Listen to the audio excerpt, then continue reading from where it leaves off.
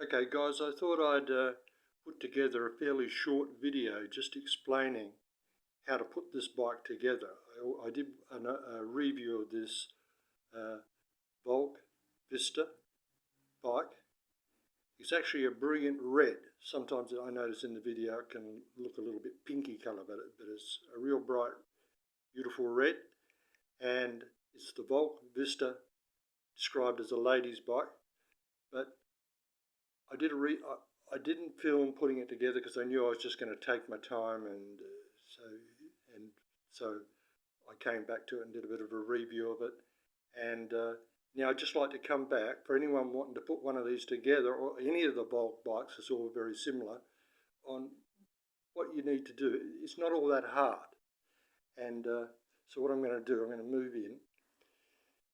First of all, I'm just going to explain a bit. This is a 36 volt bike with a 250 watt motor, which I believe is the legal limit in Australia. Hub motor at the back there. The battery is 8.8, is it amp hour? I really don't know. I'd have to hear somebody say that to remember how it is. But the very common size is 10. All their bikes except for two have 10 amp hour or whatever it is. This and the Fixie one, which is their cheapest bike, has 8.8, which isn't that far away from the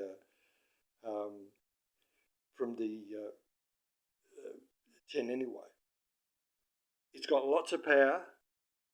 I actually saw someone who had bought the white one quite some time ago for his wife, and he said that she rode around well over a couple of hours around the paths and that near the beach and no problem. And he actually worked it out that you could go on throttle alone, because this bike has a throttle. And you walk into a bike shop in Australia, you probably won't find too many with a throttle. It'll all be just pedal assist. Anyway, he worked out the equation with this battery. You probably would get an hour and 10 minutes on throttle alone if you wanted to do that before it would go flat. And I've no intention of getting around for an hour and 10 minutes on throttle alone. Now, I want to keep this short, so I better get on with it. But anyway, it's a 26 volt. It's got a 250 motor there. They're all the same as far as a lot of the stuff is the same on these Valk bikes. They're all 250. And so you'll find a lot of similarity between them. Now, it's got a very simple control thing here. This and the Fixie one, which is their cheapest bike, comes with this. All their other bikes will have like a liquid crystal one. I think it generally sits there somewhere. And, you know, with a lot more controls if that's what you want. They sell bikes that have shockies and things like that too if you wanted to go sort of off-road and that. But now I'm going to explain what you actually get when it's in the box. You're going to find what won't be on will be that front wheel. The battery's going to be not on there. So one of the first things you should do, pull everything out of the box and make sure everything is there. That's what I did. I had that planned out before I even got the bike. I pulled everything out, made sure everything was there. And then I stuck that battery on charge. They reckon, you know, I had advice that said, do that while you're doing it. It'll probably come with plenty of power in it already. It didn't actually take that long for it to be fully charged. One thing about charging batteries, I was reading about that. Don't think you've got to keep it topped up all the time. They reckon if you are going to store your bike for a while, you're better off leaving it about 3/4 to half charged. In fact, if it was fully charged, go for a ride on it. They reckon if you were going to put it away for the winter or something, they were saying. And as for running the battery completely down, there's false advice around apparently that said that you should run it down. That can actually be detrimental if you were to do it all the time. Nothing wrong with going for a long ride and you run it flat sort of thing. But it's not something you should be doing thinking that it's going to improve your battery. Like I was thinking of just topping this up. Now that I've read that, it's hardly been used since I did top it up. I'm going to leave it and wait until those lights come down quite a bit before I put it back on power again. Anyway, so that front wheel won't be on.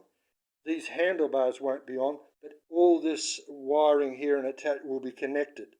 So that's the first thing you should put on there, because that's sort of going to be just sort of sitting there. And this seat won't be on, but the back wheel bit will be there with the rest of the frame. You don't need to touch anything there.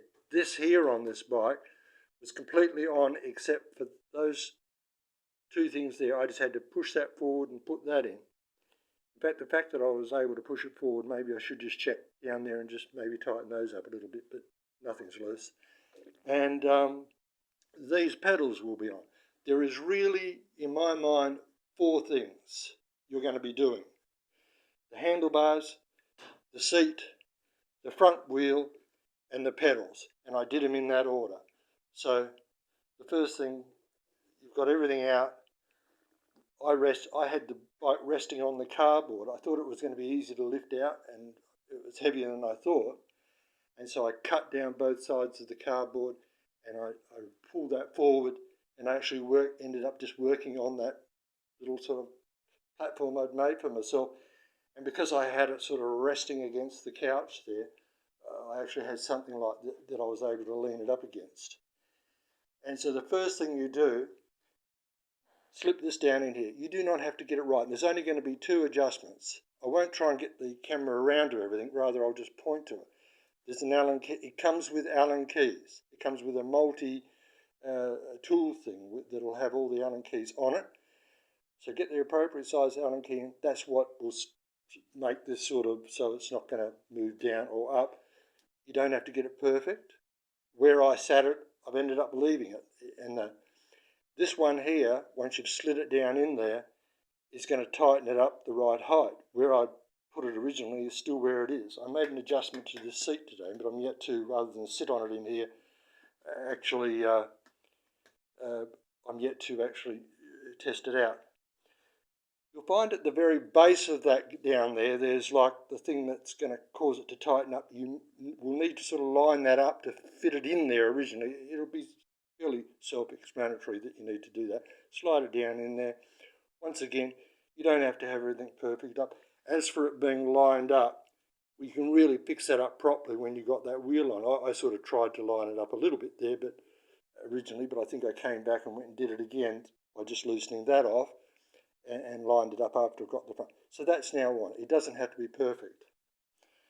Your seat will easily just slide down in there. It was leaning right forward. There's 2 adjustments to these seats. This thing here, I can just peel that back, and I only just did it a while ago, and the seat will go up and down. So all you're going to have to do is just bring that around. Once again, you can fix that up after. You want to know the correct, I was reading that you want to know the correct height to have your seat. One thing I read is when you're sitting on the seat and your pedal is at number 6, at 6 o'clock all the way down, your legs should be just straight. But a lady who was into cycling, she had the cycling gear on, she said just a slight bend. And you shouldn't be able to put your feet on the ground flat, more or less, you sort of top of your feet sort of thing. And that. So that's sort of a guide. And that. But once again, this doesn't have to be perfect. You will tighten that up there. Now what controls this, because this was pointing right down, is, and this is where I had trouble, there's an Allen key you'll probably need. That's a Phillips head screwdriver. You can move that down and put it right out of the way. There's an Allen key goes in there, and I'm not a fan of Allen keys, I have to say. I could not get it in there properly or to lock in sort of thing. I ended up using some like pliers that actually lock into like a vise and got it that way. But since I've been for a ride on it, it's a little bit rocky, so I will need to, maybe I'll need to pull the whole thing out and come back to that. So the only criticism I have is one little Allen key thing, so I don't think I'm in too much trouble there. But I'll come back hopefully and fix that up properly eventually. Maybe, I see you can slide it along. So if you wanted to be able to maybe, put that, you can certainly go up and down. There's a cradle thing there that rocks up and down, and you can slide it backwards and forwards. And as I said, there's one little Allen key there. But you're not going to need to do that straight away. Then I've seen people that just lift the front up and slip it in. For someone not doing it all the time, you're better off turning the whole thing over. Now, because I didn't want to be resting it on that, when I flipped it over, I stuck a cushion there, and plus I had something that could sort of lean against. I stuck a cushion there so I wasn't putting any pressure on there. And then of course it's resting on that. Your front wheel goes, the little thing that actually snaps in there, you'll see that taped to the spokes. So you would have already taken that off, put that in a safe place early in the piece. You've got it upside down. You will now just slip the wheel in. And the only thing you've got to be careful with is make sure the disc brake thing goes in correctly. It's all pretty easy. You've now got that in. That little thing that feeds through there, you'll see it. You'll have two springs on it. Take one spring, you take the nut off it, of course, which will be on it. Take one spring completely off too, because that's going to go on this side. Then you feed it through with the spring that's on the other side.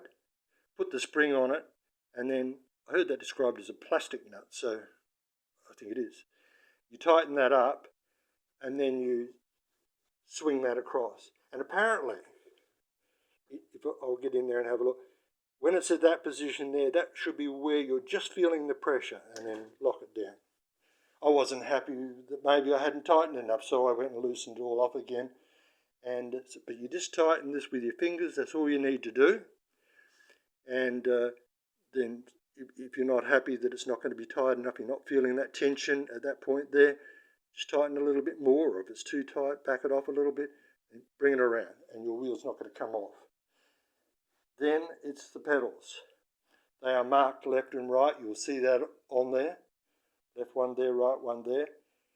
And all you've got to do is screw it in, and just remember, well, I did this in the last video, you turn it, the best way to remember is you will always wind them in the same direction that you would be pedaling towards the front of the bike, like that. So the left one will be anti-clockwise, and the right one, once again, if you're over that side, turning it in, as you would normally sort of screw most things in, that's going to be clockwise. And when you've got it in, you'll see where you can put a shifter or a spanner on there, and just tighten that up and hold the other ones if you need to, sort of thing, as you tighten it. So now they're done. Your bike is pretty much complete at that point. And with this one, and of course some of the bikes, they've got different types of, I call them mud plats, they're actually mud guards, in the first video I made. Some people, some of the bikes don't even have them on, so this is already on, the mud guard on this one. You don't have to do anything. As I said, the only thing I was doing back here was that there, having pulled it forward.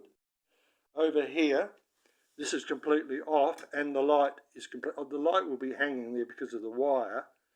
I originally sort of taped it with some masking tape there as I was playing around, testing it out, and that I was, even before I had the wheel on, I wanted to make sure it all lit up and everything. But so that needs to be brought up. There's a sort of a bolt that comes through there and nut there, and it's actually a nut, yeah, and that's an Allen key there, I can't even remember now, but it's all pretty self-explanatory. The only attachments is that goes onto there, and you tighten that up, and same on the other side, and that feeds through there. It was a bit tricky because the light goes on the same thing, and something fell down on me, but eventually I got there, tightened it all up.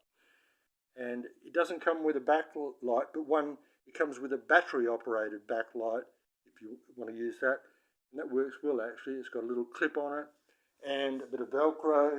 I found that I was able to put the Velcro around and there, and it wasn't going to go anywhere. There's batteries in it. You push it and it lights up, push it again and it flashes, push it again, I think it goes out. And now, okay, so you've got your bike together. Let's say you're happy with the adjustments and everything, they're there. You've done the pedals, you've done that wheel, you've done this here, you've got your light done. That's really it. I can't think, of course now you're going to go and get your battery. To get the battery off, no, I'm not going to do it. You just slide the battery up and that will come off. There's a key to lock that on. I'm never going to need to, because I'm not going to be leaving the bike somewhere. But if you were going to be leaving the bike somewhere, and maybe chaining it sort of there, there's a key to lock that into place so no one could come along and pinch your battery, because these batteries can be worth, you know, a third of the price of the bike or something. And anyway, so that it's basically just a case of pushing that up. Well, originally you're going to be putting it in there, you put it in there and it slides down, you'll see the connections things, and to get it out it's just up and out. And there's the charger over there that'll be coming with it, and that charger there actually gets quite warm. The battery doesn't seem to feel any real heat there, but I actually read where don't leave it in the sunlight or something while you're doing it, because it actually gets quite warm. And so now you've got that battery in place, everything should work. And so I'll just give a brief thing about the, you've got on this bike, you've got gears. It's not just like the one gear, multiple gears there. And it's just a case of that, and that pushes it back like that. I probably haven't even got the camera on there, like that. No. Disc brakes with cable, and this is the first bike I've ever had with disc brakes, so with a hydraulic or cable makes no difference to me, sort of thing. And that's your simple controller on this one. Now I'm going to run through and just show how to use that. That is a minus button, that's a plus button, that's M, whatever it stands for. Maybe it stands for mode, I don't know. There's 5 LEDs down. Well, I'll switch it on so I can show easy. You hold that M1 down, it will come up in pedal assist mode. There's your throttle over there, by the way. I didn't put the camera on, did I? There's your throttle there. Comes up in pedal assist mode. That's batteries. It's got full power, and of course it's going to stay there for quite a while, but as it starts dropping back, you'll know sort of roughly how much power you've got. And it comes back in number 1, the least amount of assistance, which I tell you is pretty powerful just on the number 1. I was out in the backyard and it really gave me a kick as I started pedaling and not used to the bike, and felt like I was going to be pushed into a tree. To move to level 2, you just push the plus. Now, maximum assistance there. You want to go back the other way. You want it off completely, just hold that -1. You're now in with that. That's how you get into the throttle mode. I'll do that again. Now, it's in pedal assist. That throttle will never work now with that. But it's just a case of minus again, and you're in throttle mode. But the important thing to know is, and I think this is a safety thing, that throttle is not going to work until you get moving. I haven't tested it to see if it indeed is the wheel that does it, but I think it would be, because when I'm outside on that bike, in that mode, I can start pedaling and instantly I can use the throttle. And I don't have to pedal anymore if I don't want to, which is why I'm saying I think it's maybe the wheel that determines that you're moving. But of course you can pedal. A lot of people like throttle mode. What they might do is just pedal. Let's say they've got it like that, and they're moving along, so they can use the throttle anytime. They might just pedal the bike as normal on the flat. They're not going to use the throttle going downhill. They come to a little bit of a hill and they give themselves the assistance. That's got to be a very economical way to use the bike, where if you've got it in, even in just the number 1 pedal assist, it's going to be, and you even on the flat, it's going to be propelling you, sort of thing. So it's up to the individual what you like. Some people might say, well, I want the bike sort of really to do the work for me, just leave it there, and if I come to a bit of a hill, then I can just jack it up, and that it's really up. Try it out. I haven't made mind up yet because I haven't ridden it enough. No more than out in the backyard, and one night when I took it, I just haven't been able to. I've been tired, I've had too many things, a few other things sort of to do. I was going to go out in the backyard with it and just try out I put the seat up higher since I learnt how high you're supposed to sort of have something, and it may need to even go up a little bit higher again. I'm going to compare it also with my other bikes and see, well, I'm comfortable on that one, what can I do to make this one more like that sort of thing? And so that's it. I will say something, the light, of course, and let's go back. I don't have to. As long as this is on, the light, I did once here, you hold the M button down, but it's actually, try that. If it doesn't, your +1 doesn't work, because I originally heard you hold the M button down for 3 seconds. With this, you hold the plus, not even 3 seconds. Beautiful bright light. As I said, it comes with a red one to go on the back. I don't plan to do night riding, but you never know. I did the other day when I went and took, because I was eager to try it out. Now, do the same thing, hold the plus button and it'll go out. And here's another thing, I'm not going to do it, but in that mode there, I don't think it would work. It was when it was like that, when I was trying to figure out how do you get that throttle to work, I held that minus button down. I've heard about these things where you can have this mode where your bike moves along slowly to push it. Now, why? I don't know why you want to do that. Is it because you can't be riding there or something, and on pavement, maybe in town or something, and or is it because you've got a flat tire? I suppose there could be a few things. But if you wanted to do that, you hold that minus button down, and this will go. I don't know. I'm not sure how fast. I've never really tried it out properly.